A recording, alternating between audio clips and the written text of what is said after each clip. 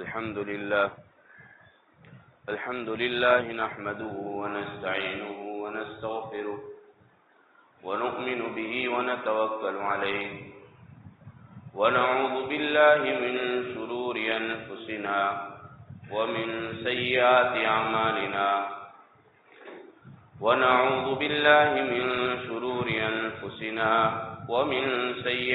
أعمالنا من يهده الله فلا مضل له ومن يضلل فلا هادي له ونشهد أن لا إله إلا الله وحده لا شريك له ونشهد أن سيدنا ومولانا محمدا عبده ورسوله أما بعد أعوذ بالله من الشيطان الرجيم بسم الله الرحمن الرحيم شهر رمضان الذي أنزل فيه القرآن صدق الله العظيم. معزز علماء کرام اور محترم دوستو بزرگوں، اللہ کے فضل و کرم سے، اس کے احسان سے رمضان کا مقدس مہینہ اللہ کی رحمتوں کے ساتھ جاری و ساری ہے. پہلا عشرہ گزر گیا اور 3-4 دنوں کے بعد دوسرا عشرہ بھی ختم ہو جائے گا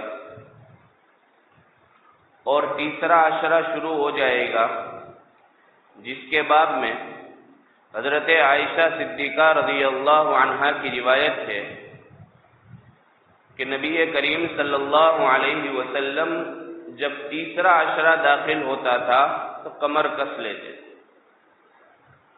اور پہلے 2 عشروں کے مقابلے میں تیسرے عشرے میں زیادہ عبادتوں کا اہتمام کیا کرتے تھے، راتوں کو جاگتے تھے اور گھر والوں کو بھی جگاتے تھے.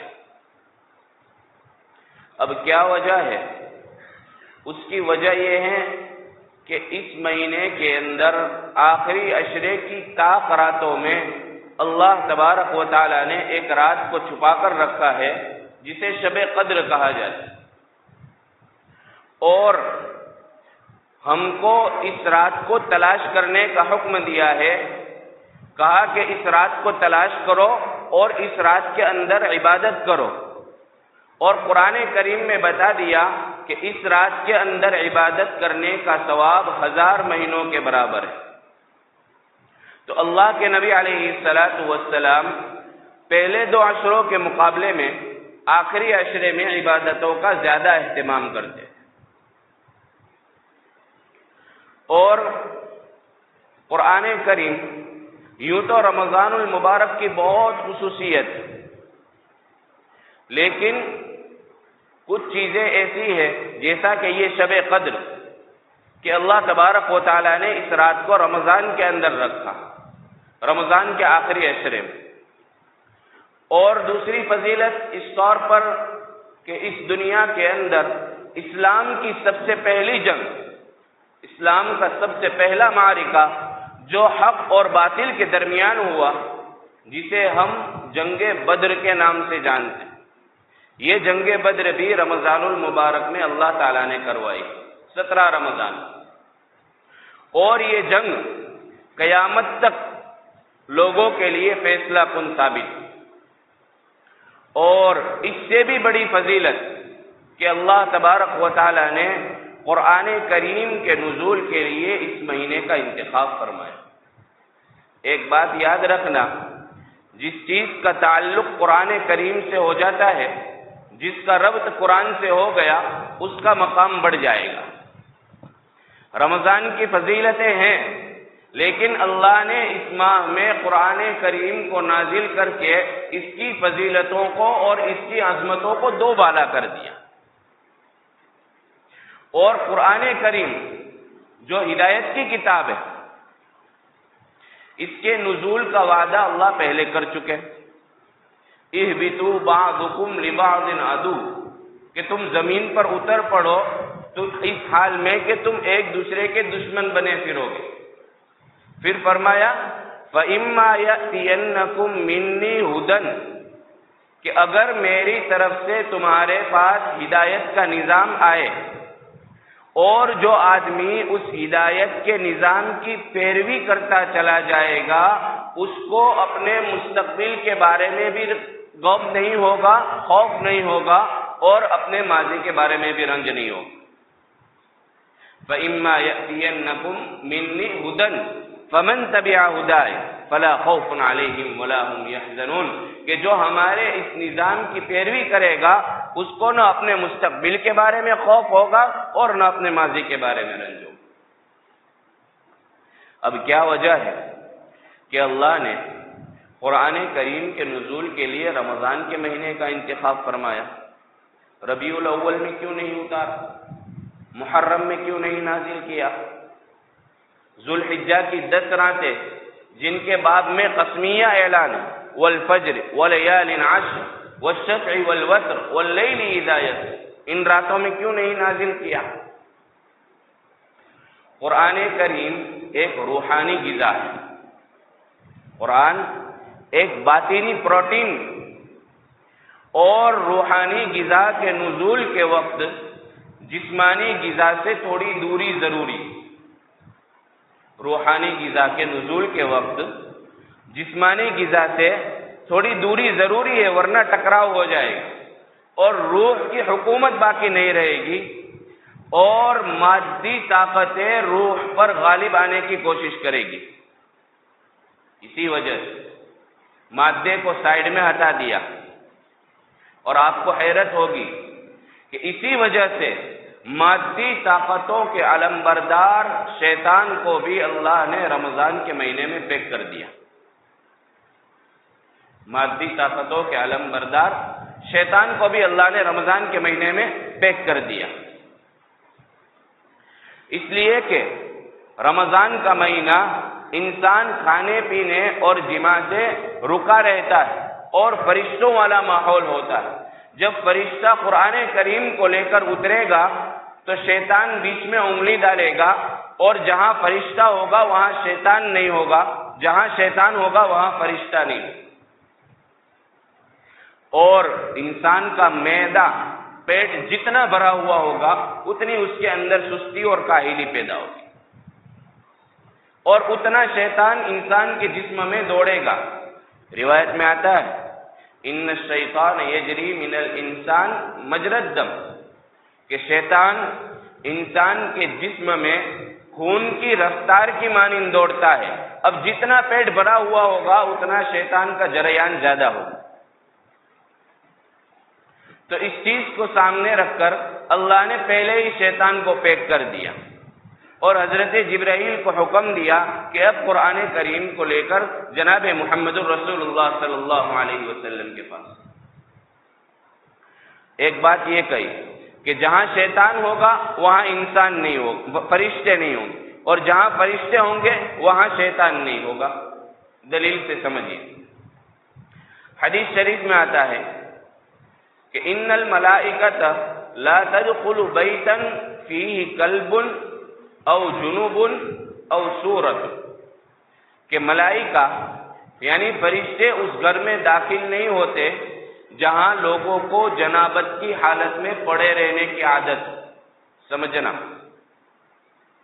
کیا کہا کہ فرشتے اس گھر میں داخل نہیں ہوتے جہاں لوگوں کو جنابت کی حالت میں پڑے رہنے کی عادت ہو۔ اگر اکا دکا ایسا ہوا، لائٹ نہیں ہے، بجلی نہیں ہے، یا ٹھنڈے پانی سے نہائیں گے تو جسم کو نقصان پہنچنے کا خطرہ ہے، تو کہا کہ کوئی بات نہیں۔ جیسا کہ حضرت عائشہ صدیقہ رضی اللہ عنہا سے صحابہ نے پوچھا کہ آپ صلی اللہ علیہ وسلم غسل جنابت کب کرتے تھے، تو آپ نے فرمایا ربما اغتسل اول اللیل وربما آخر اللیل، کہ کبھی شروع رات میں کبھی آخر رات میں۔ تو جس گھر کے اندر لوگوں کو جنابت کی حالت میں پڑے رہنے کی عادت ہو اس گھر میں فرشتے داخل نہیں ہوں۔ دوسرا، جس گھر کے اندر تصویر ہوگی اس گھر میں ملائکہ داخل نہیں ہوں گے۔ اور تیسرا، جس گھر کے اندر پالتو کتا ہوگا اس گھر میں فرشتے داخل نہیں ہوں گے۔ اس لیے کہ کتا شیطان جو ہے وہ اکثر کتے کی شکل میں آتا ہے۔ اس کی ایک اور مثال سمجھیے کہ جہاں شیطان وہاں فرشتے نہیں، جہاں فرشتے وہاں شیطان نہیں۔ جنگ بدر کا موقع، ابلیس اس نے کیا وعدہ کیا تھا، میں تمہارا ساتھ دوں گا، لیکن جب میدان میں آیا تو اس نے سامنے کے لشکر میں دیکھا کہ فرشتے نازل ہو رہے ہیں۔ آپ نے سنا ہوگا کہ جنگ بدر میں اللہ تبارک و تعالیٰ نے حضور کی مدد فرشتوں کے ذریعے کی تھی، تو شیطان نے دیکھا کہ فرشتے ہیں تو شیطان بھاگا۔ تو اس سے کیا پتا چلا، جہاں فرشتے ہوں گے وہاں شیطان نہیں، اور جہاں شیطان ہوگا وہاں فرشتے نہیں۔ اسی لیے جب قرآن کریم کے نازل کرنے کا موقع تھا تو اللہ تبارک و تعالیٰ نے سب سے پہلے مادی غذاؤں کو بند کرنے کا حکم دیا، اور اسی مادی غذا کے علمبردار شیطان کو قید کر دیا۔ اب ہم جتنی عبادتیں کرتے ہیں، نبی کریم صلی اللہ علیہ وسلم کی تعلیمات کا خلاصہ دیکھیں تو اس سے پتہ چلتا ہے کہ اللہ تبارک و تعالی ہمیں متقی بنانا چاہتے ہیں، پرہیزگار بنانا چاہتے ہیں۔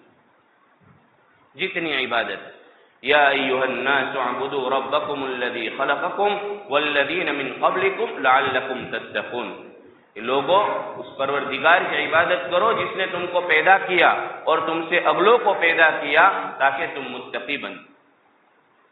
حج کا موقع آیا تو کہا متقی۔ مسجد کی بنیاد ڈالنی ہے، لمسجد اسس علی التقوی۔ قربانی تو اس میں لن ینال اللہ لحومها ولا دماؤها ولکن ینالہ التقوی منکم۔ اللہ تبارک و تعالی ان عبادتوں کے ذریعے ہمیں متقی بنانا چاہتا ہے۔ رمضان کا مہینہ ہمارے اوپر روزے فرض کیے، اس لیے نہیں کہ اللہ ہمارے اوپر ظلم کرے، وہ ہمیں بھوکا رکھ کر، ہمیں پیاسا رکھ کر، اللہ ظلم کرنا نہیں چاہتا، بلکہ اللہ تبارک و تعالی ہمیں متقی بنانا چاہتا۔ اور پورے قرآن کا لب لباب کہو، پورے قرآن کا خلاصہ نچوڑ کہو، یا ایھا الذین آمنوا اتقوا اللہ حق تقاتہ۔ پورے قرآن کا خلاصہ یہ ہے کہ ہم متقی بن جائیں۔ اور اللہ تبارک و تعالیٰ نے متقین کے لیے وعدے فرمائے، ان للمتقین مفازا۔ اور اللہ کے نزدیک مقام اور مرتبہ اور معزز وہ آدمی ہے جو متقی ہو، جیسا کہ اللہ نے قرآن میں فرمایا، یا ایھا الناس انا خلقناکم من ذکر وانثی وجعلناکم شعوبا وقبائل لتعارفوا۔ آج ہم دیکھ رہے ہیں نا، کوئی میمن برادری، کوئی پٹھان برادری، کوئی خان برادری، تو یہ اس لیے نہیں کہ میمن برادری کے لوگ بڑے اونچے پائے کے لوگ ہیں اور خان برادری کے لوگ اونچے، دوسرے لوگ نیچے۔ اسلام میں یہ سب چیزیں نہیں۔ اللہ نے فرمایا لتعارفوا، کہ یہ جو قبیلے بنائے ہیں ایک دوسرے کو پہچاننے کے لیے بنائے، اس لیے نہیں کہ فلاں معزز اور فلاں ہلکے درجے کا، فلاں نچلی جاتی، نہیں۔ فرمایا کہ یہ تمہارے آپس میں تعارف کے لیے قبیلے بنائے۔ پھر فرمایا ان اکرمکم عند اللہ اتقاکم، اللہ کے نزدیک معزز اور مکرم بندہ وہ ہے جو متقی اور پرہیزگار۔ اللہ ہمیں روزوں کے ذریعے اور روزے کی فرضیت کا مقصد بھی بیان کیا، لعلکم تتقون، تاکہ تم متقی بن جاؤ۔ اللہ تبارک، یہ تقوی حاصل کرنا کوئی بڑی چیز نہیں ہے، یعنی بھاری کام، مشکل کام نہیں ہے کہ تہجد میں اٹھنا پڑے گا، نوافلوں کا اہتمام کرنا پڑے گا، نہیں۔ تقوی آسان کرنا، تقوی اختیار کرنا بہت آسان، صرف اور صرف 5 وقت کی نماز کا اہتمام کرنا پڑے گا، اور اپنے آپ کو سب سے پہلے گناہوں سے بچانا پڑے گا۔ سب سے پہلے کیا کرنا پڑے گا؟ گناہوں سے بچانا پڑے گا۔ اور تقوی یہ ظاہر کا نام نہیں، باطن کا نام۔ تقوی یہ باطن کا نام۔ مسلم شریف کی روایت میں ہے، نبی کریم صلی اللہ علیہ وسلم نے اشارہ کر کے دل کی طرف یہ فرمایا، التقوی ہا ہونا، کہ تقوی یہاں ہوتا ہے، دل کے اندر۔ تقوی اور اخلاص یہ دل کے اندر ہوتا ہے۔ بظاہر تو ہمیں نظر آ رہا ہے آدمی نماز پڑھ رہا ہے، بظاہر تو نظر آ رہا ہے صدقہ دے رہا ہے، لیکن حقیقی معنی میں اس کے اندر اخلاص ہے یا نہیں، اس کے اندر تقوی ہے یا نہیں، اللہ کا ڈر ہے یا نہیں، یہ پتہ نہیں چلتا۔ اس لیے کہ تقوی یہ دل کی چیز کا نام۔ تقویٰ حلال اور حرام کے درمیان جائز اور ناجائز چیزوں کی تمیز انسان کے دل کے اندر پیدا ہو جائے، ایک خلیج پیدا ہو جائے، اور جب یہ خلیج پیدا ہو جاتی ہے تو نیکیوں پر چلنا آسان ہو جاتا ہے اور برائیوں پر چلنا مشکل ہو جاتا ہے۔ جب انسان کے دل کے اندر یہ خلیج پیدا ہو جاتی ہے، اس کے دل کے اندر تقویٰ پیدا ہو جاتا ہے، اللہ کا ڈر پیدا ہو جاتا ہے، تو وہ رات کی تنہائیوں میں اور دین کے اجالے میں گناہ کرنے سے بچ جاتا ہے۔ جب اس کے دل میں تقویٰ آ جاتا ہے، یہ خلیج پیدا ہو جاتی ہے، تو اس کی نگاہیں نامحرم پر نہیں اٹھتی، اس کی زبان کسی کی غیبت نہیں کرتی، اس کے کان فحش کلامی نہیں سنتے، اس کے قدم گناہوں کی طرف اور معصیت کی طرف نہیں چلتے، اس لیے کہ اس کے دل کے اندر تقویٰ ہے، اللہ کا ڈر ہے، اللہ کا خوف ہے۔ جب یہ خلیج پیدا ہو جاتی ہے تو رمضان کا مقدس مہینہ ہے، اگر کوئی حدیث شریف میں فرمایا، اگر کوئی مقدس مہینے کے اندر روزے کی حالت میں تم سے لڑنے آئے تو اسے کہو بھائی میرا روزہ ہے، مجھے تجھ سے نہیں لڑنا ہے۔ تو جب دل کے اندر تقویٰ ہوگا، دل کے اندر تقویٰ کی خلیش ہوگی، تو تب ہمارے ساتھ کوئی لڑنے آئے گا تو بے ساختہ ہماری زبان سے نکلے گا، لئن بسطت الی یدک لتقتلنی ما انا بباسط یدی الیک لیقتلک انی اخاف اللہ رب العالمین۔ آپ ہمارے اوپر ہاتھ اٹھاؤ، ہم آپ کے اوپر ہاتھ نہیں اٹھائے، اس لیے کہ ہمارے دل میں اللہ کا ڈر ہے۔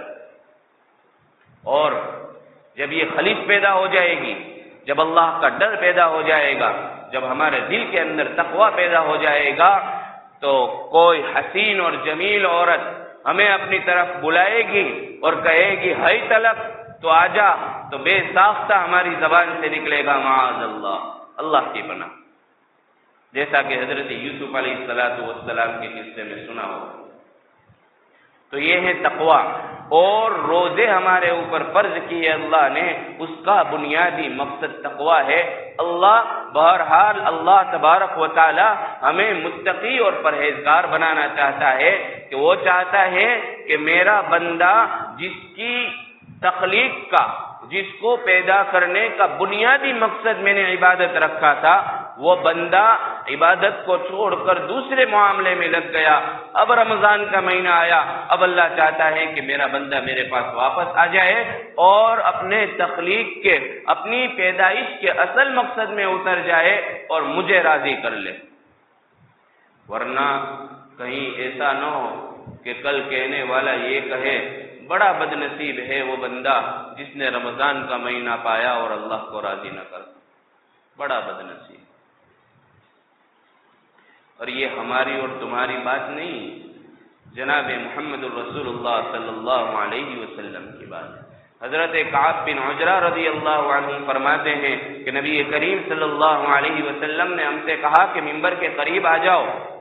ہم ممبر کے قریب گئے، آپ صلی اللہ علیہ وسلم ممبر پر چڑھنے کے لیے پہلی زینی پر سر پیر رکھا، کہا آمین، دوسری سیڑھی پر پیر رکھ کر کہا آمین، تیسری سیڑھی پر پیر رکھ کر کہا آمین۔ واضح و نصیحت کے بعد صحابہ نے عرض کیا اللہ کے نبی ایسا تو کبھی نہیں ہوا کہ آپ نے سیڑھی پر قدم رکھا اور آمین کہا، کیا ماجرا؟ اللہ کے نبی علیہ السلام نے کہا جب میں نے پہلی سیڑھی پر قدم رکھا تو حضرت جبرائیل علیہ السلام آئے اور دعا کر رہے تھے، بد دعا کر رہے تھے کہ ہلاک ہو وہ بندہ جس نے رمضان کا مہینہ پایا اور اس کی مغفرت نہ ہو۔ اور دوسری سیڑھی پر قدم رکھا تو کہا کہ ہلاک ہو وہ بندہ جس کے سامنے میرا نام آئے اور وہ درود شریف نہ پڑھے۔ اور تیسری سیڑھی پر قدم رکھا تو کہا ہلاک ہو وہ بندہ جس نے اپنے ماں باپ میں سے، اپنے والدین میں سے دونوں کو یا کسی ایک کو بڑھاپے کی حالت میں پایا اور اس کے لیے جنت کا سودا نہ کرا سکا، اپنے لیے جنت کا سودا نہ کرا سکا۔ تو میرے عزیزوں، میرے دوستوں، کہیں ایسا نہ ہو کہ رمضان کے مقدس مہینہ اللہ نے ہمیں عطا فرمایا اس لیے کہ ہم اللہ کے بن جائے، ہم اللہ کو راضی کر لیں اور اللہ ہم سے راضی ہو جائے، کہیں کل کہنے والا ایسا نہ کہے جیسا کہ آج ہم کہہ رہے ہیں کہ 16-17 روزے گزر گئے، ابھی معلوم نہیں ہماری مغفرت ہوئی یا نہیں ہوئی۔ تو عزیز دوستوں، بزرگوں، کہنے کا مقصد یہ ہے کہ اللہ تبارک و تعالیٰ نے ہمیں یہ مبارک مہینہ عطا فرمایا، اور اس کی یہ مہینہ عطا فرما کر یہ بیان کر دیا کہ روزے تمہارے اوپر اس لیے فرض کیے تاکہ تم متقی بن جاؤ۔ خیر اخیر میں اللہ سے دعا ہے کہ اللہ تبارک و تعالی ہم سب کو متقی بنا دے، اور جو ایام گزر چکے ہیں رمضان کے اس کی جیسی قدر کرنی چاہیے ہم نہیں کر سکے، جتنے دن باقی ہے اس کی کما حقہ قدر